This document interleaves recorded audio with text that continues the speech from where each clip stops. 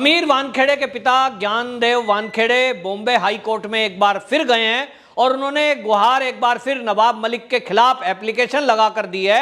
उन्होंने जो ये आरोप लगाया था कि जाति का प्रमाण पत्र नकली है और समीर वानखेड़े ने नकली प्रमाण पत्र के जरिए SC ST कोटे में नौकरी प्राप्त की है, इसके बारे में मैंने जो प्रमाण दिए हैं अपने, ये ठीक है, लेकिन इसके बावजूद नवाब मलिक आए दिन मेरे परिवार को लांछन लगा रहे हैं, मेरे परिवार के बारे में सोशल मीडिया और मीडिया में टिप्पणियां कर रहे हैं। इससे मुझे घोर आघात लगा है और उन्होंने बॉम्बे हाई कोर्ट को एप्लीकेशन दी है और उन्होंने कहा कि नवाब मलिक को इस तरह की रोक लगाई जानी चाहिए जैसे समीर वानखेड़े के बारे में 6 महीने तक कोर्ट ने रोक लगा रखी है, क्योंकि ज्ञानदेव वानखेड़े के बारे में भी ये टिप्पणी होना उनके परिवार के लिए, उनके व्यक्तिगत जो चरित्र है उस पर उंगली उठाना और जाति और धर्म को लेकर सवाल उठाना, इस पर गहरा आघात उनको लगा है, ऐसा कहना ज्ञानदेव वानखेड़े का है। अब देखना होगा बॉम्बे हाई कोर्ट इस मामले में क्या फैसला देती है, लेकिन नवाब मलिक का तो क्लियर है कि उनको तो शायद जैसे कि सरकार ने तय कर रखा है कि वो नवाब मलिक और उसके परिवार को प्रतिदिन आए दिन बेइज्जती करने का काम करते रहें। वहीं आपको बताएं, समीर वानखेड़े वो पहुंचे बाबा साहब भीमराव अंबेडकर के उस स्थान पर जहां उन्होंने अंतिम सांस लिया था और उस जगह को कहते हैं चैत्य भूमि। वो चैत्य भूमि में श्रद्धांजलि देने के लिए डॉक्टर भीमराव अंबेडकर जी के भूमि पर पहुंचे थे, चैत्य भूमि पर, और वहां पहुंचकर पुष्प अर्पित किए उन्होंने। उसके बाद मीडिया में आकर उन्होंने बोला कि आज की डेट में मैं यहां आया हूं, मेरी प्रेरणा का स्रोत डॉक्टर भीमराव अंबेडकर हैं। वो सत्य से लड़ने की बात करते थे और मैं भी सत्य की लड़ाई लड़ रहा हूं, सत्य की ही विजय होगी, ये हमें बाबा भीमराव अंबेडकर ने ये सिखाया है और वो मेरे एकमात्र प्रेरणा के स्रोत हैं। समीर वानखेड़े ने बिना नाम लिए नवाब मलिक पर तंज भी कसा और उन्होंने कहा कि देखिए, मैं चैत्य भूमि में आया हूं, लेकिन अब नेता वोट के कारण चैत्य भूमि में आने लगे हैं। यानी कई नेता हमने देखे हैं कि बाबा साहब भीमराव अंबेडकर जी की चाहे जयंती हो, चाहे निर्वाण दिवस हो, हमने देखा है कि माला चढ़ाएंगे, फोटो खिंचवाएंगे। उनको बाबा साहब भीमराव अंबेडकर जी की बातों से, उनके जो विचार थे उससे कोई लेना देना नहीं है। साल में 2 दिन बस उनको फोटो शूट करानी है और अपने को सिद्ध करना है कि हम तो अनुसूचित जाति जनजाति के प्रेमी हैं। लेकिन हालत यह है, महाराष्ट्र सरकार में मंत्री तक स्थिति यह है जैसे कि नवाब मलिक, वो एक दलित परिवार के बच्चे की नौकरी से इस तरह से चिढ़ गए हैं कि उसकी नौकरी फर्जी बता रहे हैं, कहीं उसकी रेड फर्जी बता रहे हैं, कहीं उसके परिवार का धर्म परिवर्तन बता रहे हैं। मतलब उनको दिक्कत क्या है, बता नहीं सकते, बोल नहीं सकते, बोलने का बहाना कुछ और चाहिए। टारगेट करना है तो टारगेट इसलिए करना, और इससे खींच पता लगती है कि एक विशेष जाति के प्रति उनके मन में कितनी दुर्भावना है, कितनी खींच है, कितनी घृणा है। और इसीलिए ये बाबा साहब भीमराव अंबेडकर, उनके निर्वाण दिवस हो चाहे उनका जन्म दिवस हो, उस पर जब जो नेता जाते हैं उनसे तो ये सवाल पूछे जाना चाहिए, क्या आपको उनके जीवन के बारे में पता है, किस तरह की दिक्कतों संघर्षों से उनका जीवन था बाबा साहब का। और आज की डेट में उनके अनुयायी या उनकी संतानें कहूं, उनके जीवन में भी इसी तरह का संघर्ष आज करना पड़ रहा है। वो जमाना हम मानते हैं जब वो पढ़ाई करा करते थे, जब वो छोटे थे, या उन्होंने जब राजनीति में कदम रखा, उनके खिलाफ कितने षड्यंत्र रचे गए, प्रधानमंत्री बनने से उनको रोका गया, यानी हर कदम पे रोड़ा डाला गया, क्योंकि कहीं ना कहीं जाति से लोगों को उस तरह की प्रॉब्लम होती होगी। जिस लिए जवाहरलाल नेहरू के टाइम में प्रधानमंत्री बनने चाहिए थे बाबा साहब, क्योंकि उनसे ज्यादा योग्य व्यक्ति उस समय कोई था नहीं। उद्धव ठाकरे सरकार, वो 3 टांग वाली सरकार, उसमें 1 टांग तो कांग्रेस की है, और कांग्रेस की विचारधारा वही है जो देश की आजादी के पहले से चलती आ रही है, जो अंग्रेजों का संविधान अपनाए हुए है।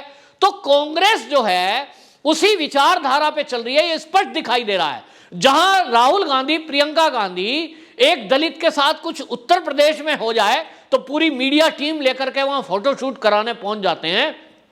महाराष्ट्र पर आश्चर्यजनक तरीके से मौन है, उनके सहयोग से सरकार चल रही है। भाई, शरद पवार से बात करता राहुल गांधी और कहता कि ये एक अनुसूचित जाति का व्यक्ति है, भाई क्यों टारगेट कर रहे हो, क्यों जाति और धर्म की बात कर रहे हो, ये तो सेकुलर पार्टियां हैं ना भाई। बीजेपी बात करे तो समझ में आता है, बीजेपी को तो ये कहते हैं सांप्रदायिक पार्टी, लेकिन भारतीय जनता पार्टी वहां प्यार कर रही है, सबका साथ सबका विकास। लेकिन इनके अंदर ऐसा कीड़ा है कि वो कीड़ा सांप्रदायिक होते हुए भी ये अपने को कहते हैं हम तो सेकुलर पार्टियां हैं। लेकिन इनकी सेकुलरवाद देख लीजिए कि एक दलित का बच्चा यदि कहीं अफसर बन गया है तो इनको पेट में दर्द है। नहीं तो नवाब मलिक को अभी तक हटा देना चाहिए था। क्या इनको और कोई नहीं मिलेगा अल्पसंख्यक विभाग से? अल्पसंख्यक कल्याण मंत्री बनाना, भाई उसके लिए हमारे संविधान में अल्पसंख्यक तो भाई सिख भी हैं, जैन भी हैं, बौद्ध भी हैं, तो बौद्ध को बना दो। किसी बौद्ध को बनाएंगे? नहीं बनाएंगे। सबको वोट बैंक चाहिए, सबको अपना फेस बनाना है और दिखाना है। ये दिखावे वाली राजनीति चल रही है। आज भी देश की आज़ादी के 75वां उत्सव मना रहे हैं यूं तो, लेकिन आज भी इस देश में इस तरह की मानसिकता के लोग पैदा हैं, जिंदा हैं और राजनीति में हैं और हर जगह हैं कि कोई अगर अनुसूचित जाति का व्यक्ति आगे बढ़ रहा है और अगर सूट टाई पहन ले, जरा टाई वाई बढ़िया सी, तो कहते हैं ये तो महंगी शर्ट पहन रहा है, ये तो महंगी घड़ी पहन रहा है। क्यों भाई? आपका बेटा नवाब मलिक जी महंगी घड़ी पहन सकता है, आप बढ़िया महंगी गाड़ी में घूम सकते हो, आप करोड़ों के बंगले में रह सकते हो। एक अनुसूचित जाति का बच्चा महंगी घड़ी नहीं पहन सकता, वो महंगी शर्ट नहीं पहन सकता, उसका हक नहीं है कि वो ओडी गाड़ी में चले। आप ही का खानदान है क्या? आप कहीं ऊपर से उतरे थे देवलोक से? तो ये है नफरत कि अगर समीर वानखेड़े ने गिफ्ट, मां का गिफ्ट दी हुई घड़ी भी पहन ली तो इनकी नजर उस घड़ी के अंदर भी है। हालांकि आप देखेंगे आमतौर पे घड़ी शर्ट के अंदर रहती है, लेकिन इनकी नजर घड़ी पे भी है, इनकी नजर जूतों पर भी है, इनकी नजर कमीज पर भी है। मुझे ताज्जुब है कि कोई कमीज की कॉस्ट कैसे पता लगा सकता है। घड़ी की कॉस्ट समझ में आती है कि घड़ी का ब्रांड अगर कोई देख ले तो बता देगा इस ब्रांड की घड़ियां कितने की आती है। जूते का ब्रांड देखकर भी जूते के पैसे का पता लगाया जा सकता है, लेकिन भैया कॉलर जब तक ना देखो, इस पे टैग ना देखो शर्ट पे, ये शर्ट का पता कैसे लगा लिया नवाब मलिक ने? इसका मतलब नवाब मलिक को और कोई काम नहीं है। महाराष्ट्र के अंदर उन्होंने कोई डिटेक्टिव एजेंसी खोली हुई है या सरकार की तरफ से उनका काम है कि जिन लोगों को टारगेट करना है उनकी जासूसी करो, उन पर निगरानी रखो। पता नहीं कैमरे लगा रखे हैं, ड्रोन भेज रखा है, किसी की शर्ट कितनी की है वो भी पता लगा लेते हैं, किसी की जात कौन सी है वो पता लगा लेते हैं, कौन से स्कूल में पढ़ा, प्राइमरी में, हद है, वो प्राइमरी स्कूल का पता लगा लेते हैं। और कोई काम उनके पास नहीं है। ये बात अलग है कि नवाब मलिक जी वक्फ बोर्ड के घोटाले घपले में फंसते नजर आ रहे हैं, अभी केस जारी होंगे। वो है ना बकरे की अम्मा कब तक खैर मनाएगी? जब तक महाराष्ट्र में उद्धव सरकार है। कब तक है? जैसा कि घोषणा बीजेपी के लीडरों ने की है, मार्च में गिर जाएगी। देखते हैं मार्च में अगर गिरेगी उसके बाद तेरा क्या होगा कालिया। ये डायलॉग शायद समीर वानखेड़े के पिताजी बोलेंगे।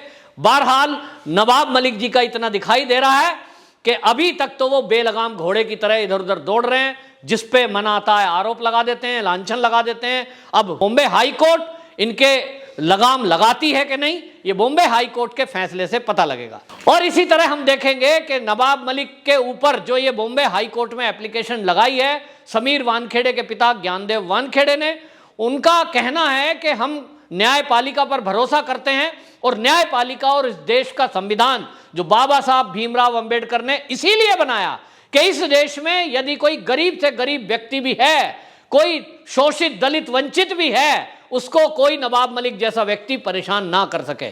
और इसीलिए ज्ञानदेव वानखेड़े जी ने कहा है कि हमने कोर्ट को एप्लीकेशन लगाई है कि हमारे फैसले की सुनवाई जल्दी करें ताकि दूध का दूध पानी का पानी हो, और अगर नवाब मलिक दोषी हैं उनको सजा दी जाए, और यदि दोष हमारा है कि हमने फर्जी सर्टिफिकेट बनाया था, हम अनुसूचित जाति के नहीं हैं, तो हमें सजा दी जाए, मेरे बेटे को सजा दी जाए। देखना होगा कोर्ट क्या फैसला करती है, किसके पक्ष में फैसला होता है। क्या नवाब मलिक को इसकी सजा मिलेगी, क्या वो जेल जाएंगे या उन्हें जुर्माना देना पड़ेगा, ये बॉम्बे हाई कोर्ट के फैसले के बाद ही तय होगा। वंदे मातरम।